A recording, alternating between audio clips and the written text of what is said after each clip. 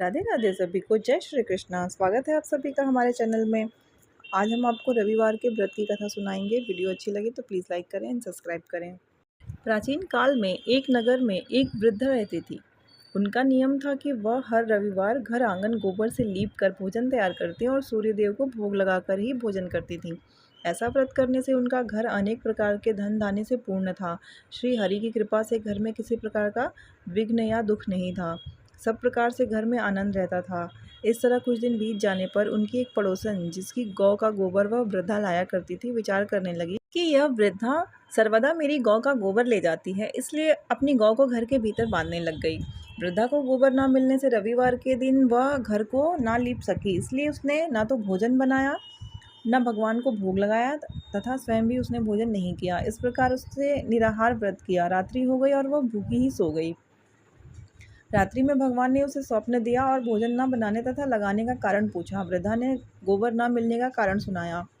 तब भगवान ने कहा कि माता, हम तुमको ऐसी गौ देते हैं जिससे सभी इच्छाएं पूर्ण होती हैं, क्योंकि तुम हमेशा रविवार को गौ के गोबर से लीपकर भोजन बनाकर मेरा भोग लगाकर खुद भोजन करती हो। इससे मैं खुश होकर तुमको वरदान देता हूँ। निर्धन को धन और बांझ स्त्रियों को पुत्र देकर दुखों को दूर करता हूँ तथा अंत समय में मोक्ष देता हूँ। स्वप्न में ऐसा वरदान देकर भगवान तो अंतर ध्यान हो गए और वृद्धा की आंख खुली तो वह देखती है कि आंगन में एक अति सुंदर गौ और बछड़ा बंधे हुए हैं। वह गाय और बछड़े को देखकर अति प्रसन्न हुई और उसको घर के बाहर बांध दिया और वहीं खाने को चारा डाल दिया।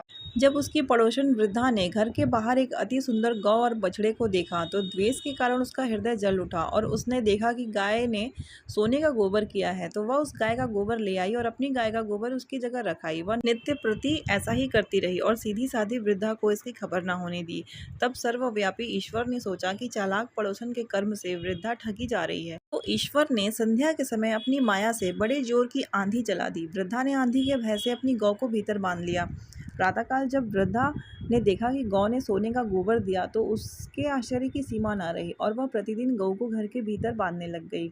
उधर पड़ोसन ने देखा कि बुढ़िया गऊ को घर के भीतर बांधने लगी है और उसका सोने का गोबर उठाने का दाव नहीं चल रहा, तो वह ईर्ष्या और डाह से जल उठी और कुछ उपाय न देख पड़ोसन ने उस देश के राजा की सभा में जाकर कहा, महाराज, मेरे पड़ोस में एक वृद्धा के पास ऐसी गऊ है जो आप जैसे राजाओं के ही योग्य है। वह नित्य सोने का गोबर देती है। आप उस सोने से प्रजा का पालन करिए। वह वृद्धा इतने सोने का क्या करेगी? राजा ने यह बात सुनकर अपने दूतों को वृद्धा के घर से गऊ लाने की आज्ञा दी। वृद्धा प्रातः ईश्वर का भोग लगा भोजन ग्रहण करने जा ही रही थी कि राजा के कर्मचारी गऊ खोल कर ले गए। वृद्धा काफी रोई चिल्लाई, किंतु कर्मचारियों के समक्ष कोई क्या कहता।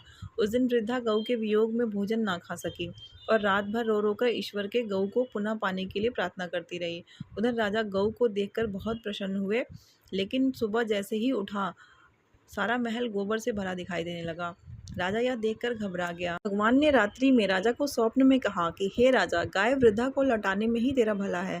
उसके रविवार के व्रत से प्रसन्न होकर मैंने उसे गाय दी थी। प्रातः होते ही राजा ने वृद्धा को बुलाकर बहुत से धन के साथ सम्मान सहित गऊ बछड़ा लौटा दिया। पड़ोसिन को बुलाकर उचित दंड दिया। इतना करने के बाद राजा के महल से गंदगी दूर हुई।